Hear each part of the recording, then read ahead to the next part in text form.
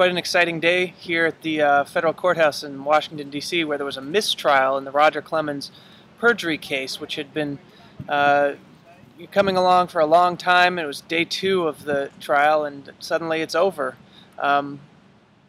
Mistrial means that the government can retry the case, but it's going to be months from now if that happens. And for now, it's a major victory for Roger Clemens and his lawyer Rusty Hardin.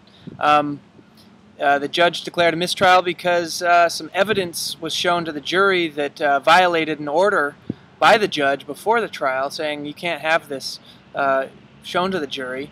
It involved testimony from Laura Pettit. Mike O'Keefe, you followed Roger out of the courthouse and down the street. What happened? It was pandemonium in the streets of Washington. It was a wild scene. There was this army of reporters and media people waiting for him, as well as just some fans, people who wanted to get his autograph. The judge has imposed a gag order in the case, so Roger or Rusty really didn't say a whole lot.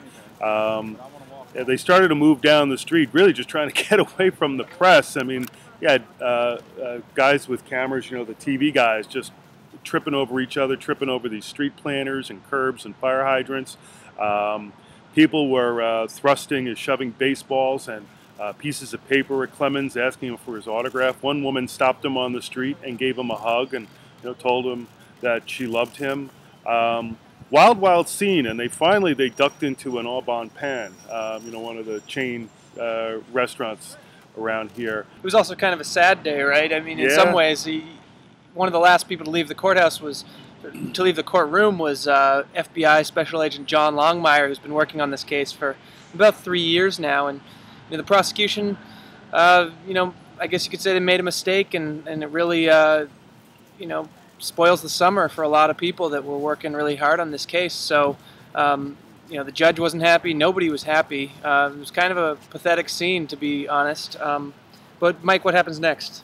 Yeah, it was really wild that this was declared a mistrial. Now, Judge Walton brought up the issue that there may be double jeopardy involved here, which means the government may not be able to bring this case against Clemens. He set a series of deadlines for motions from both sides to be filed, and he scheduled a hearing for September. So I have a feeling we'll be spending some time in Washington in September. Yeah, so tune in to New York Daily News Online. And we'll keep you updated on everything with the case. You can also follow us at Twitter. That's NYDN Sports I-Team.